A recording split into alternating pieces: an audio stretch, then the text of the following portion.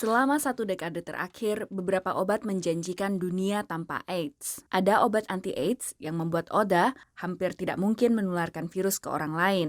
Ada pula obat pencegah bagi yang berisiko tinggi tertular HIV.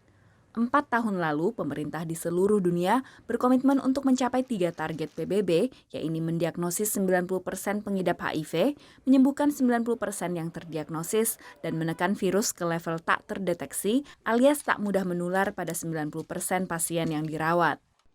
Namun para ahli menilai pandemi AIDS belum akan berakhir.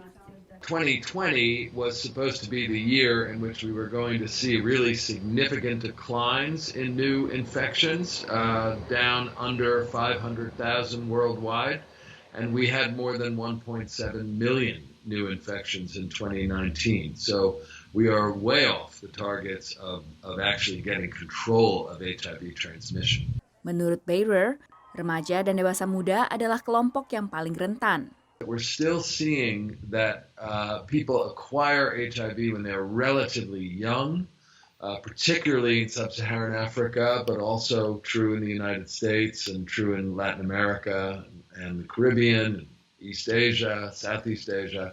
And then they are not starting therapy until quite a bit later. Bayer menjelaskan ini jadi masalah bagi pria muda yang tidak terbiasa mengunjungi dokter sehingga mereka baru akan diuji untuk virus HIV jika sudah menunjukkan gejala. Ini juga yang membuat pria dengan HIV meninggal lebih muda dibandingkan perempuan dan kemungkinan pria menularkan virus ke pasangan pun jadi lebih tinggi. Tak jarang kesalahpahaman akan penyebaran pandemi membuat penanganan lebih sulit dilakukan. HIV/AIDS yang kerap distigmakan pada kelompok LGBT luput melindungi ibu anak dan kontak heteroseksual. 38 tahun kemudian, para pakar kesehatan publik memperingatkan kesalahpahaman dan stigmatisasi dalam penanganan pandemi seperti dalam penanganan COVID-19 misalnya, yang kerap hanya berfokus pada kelompok yang rentan juga bisa memperparah keadaan. HIV berkembang pesat di negara-negara yang mengkriminalisasi atau menstigmatisasi prostitusi, pengguna narkoba, dan kelompok LGBT. 60% lebih infeksi baru HIV terjadi dalam kelompok ini. Kota New York berhasil mencapai tujuan PBB lewat perluasan lingkup tunjangan kesehatan bagi warga rentan HIV.